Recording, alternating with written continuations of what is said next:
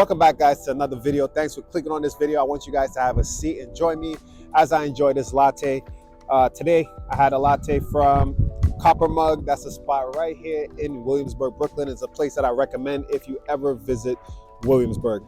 Today I'm going to be talking watches, and I'm going to let you guys know the timepiece that I'm currently going after, the timepiece that I'm currently on the hunt for.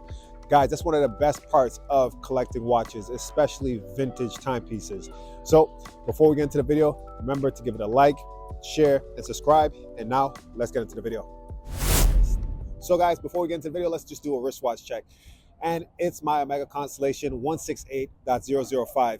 It's my daily. I love wearing this timepiece. I love the size. I love the case, the dial, everything about this timepiece overall. I love it. I love the message that it gives to other people, whether it's someone that's a watch enthusiast or people that's into watches or someone that just doesn't know timepieces at all. There are times where I get tired of this timepiece. I get bored of it. And the one suggestion I have for myself and suggestion that I give to other people is that whenever you get bored of your timepiece, just put it away. Put it in the drawer for like 2 weeks or 4 weeks and go back to it, and you'll just see that like refreshed look of the timepiece. Because looking at this thing on your wrist every day could get boring. Let's just be honest, we're human.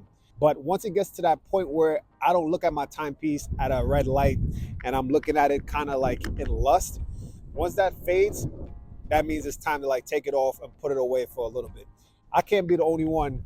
I mean, I'm sure you guys, comment down below if you're like me, where at a stop sign or a red light, mostly a red light, you just stare at your wristwatch and just go into like dreamland, lusting over this watch and just the beauty of the design and everything. I mean, some of you guys might think that sounds crazy, but some of you guys might not. But anyways, I still have that type of feeling towards this Omega Constellation, but for some strange reason, I want to switch it up. I'm currently looking at a yellow gold, 18 karat yellow gold Cartier Tank, vintage, of course. And it's not the reason why some of you guys might think. It's not because of the current Cartier hype and the whole tank trend that's going on. I've always had my eyes on the Cartier Tank and the Santos, the Cartier Santos. But for some reason, lately I've been like, I think it's time. It might be the wrong time, it's the stupidest time, because the prices surged because of the out of nowhere popularity of them. But I still believe it's something that I would enjoy. I've had one on my wrist. I've had the Santos on my wrist. I've had a Tank on my wrist once or twice. And I don't know. It's just something I think I will enjoy, maybe equally to this or a little bit more. You guys may know that I do enjoy the smaller timepieces, the smaller watches. So it falls just in line with that. One thing I've mentioned a few months ago is that I've kind of gravitated away from precious metal, like two tones or solid gold pieces. And that was just because of the pandemic and how things was just going crazy and people were just desperate and hungry out there. But now I think a Cartier Tank is just classy, it's low key, it's something that could just go under the cuff and it's just chill. I think it's a precious metal. It's flashy for the right people. If you know, you know. And if you don't know, don't worry about it, you know?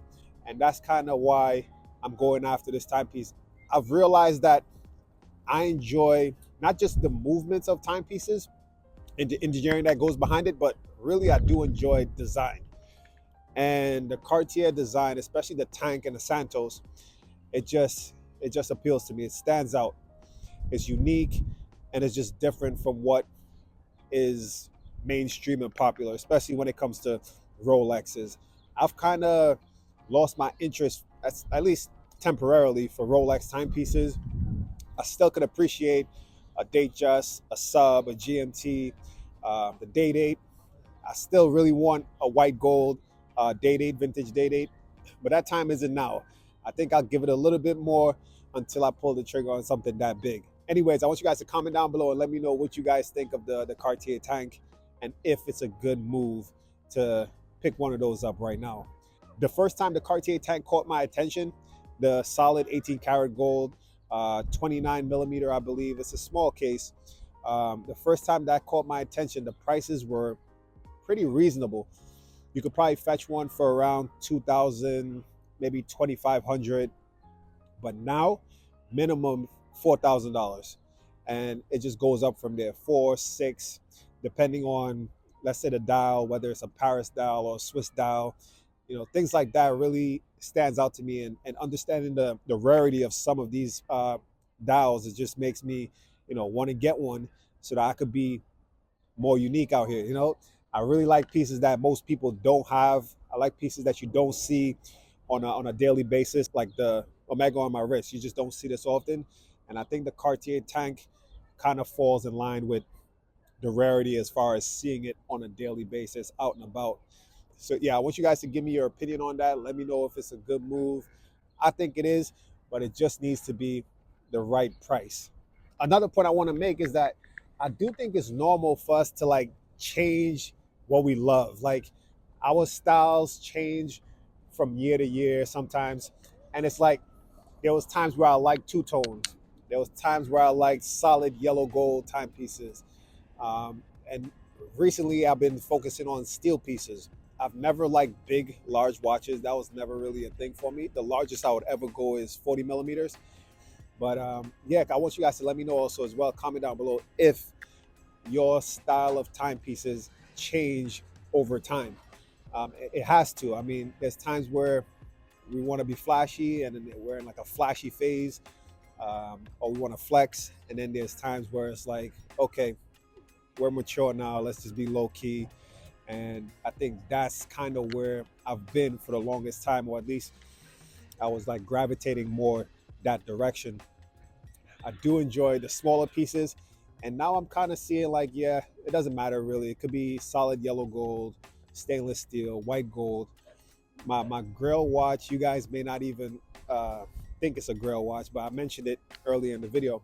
But it's a vintage white gold date. That's my Grail watch currently, as far as something that I could wear as a daily and that I think would fit my life right now and the rest of my life. I just want one in pretty good condition, unpolished, strong bracelet, and I think I'll be happy with that for sure. Comment down below and let me know what's your current Grail watch, and let me know which timepiece are you going after right now, just like I'm going after a Cartier Tank. Let me know right now, what timepiece are you on the hunt for? But anyways, guys, thanks for joining me. I'm not going to make this video too long. Remember to give the video a like, share, and subscribe. Go check out some of my previous videos titled What Your Watch Says About You. I'm up to like episode 6 right now, so go check out those videos. They're pretty funny and entertaining, but at the same time, some of them are true. So go check those out and share them, and stay tuned for the next video.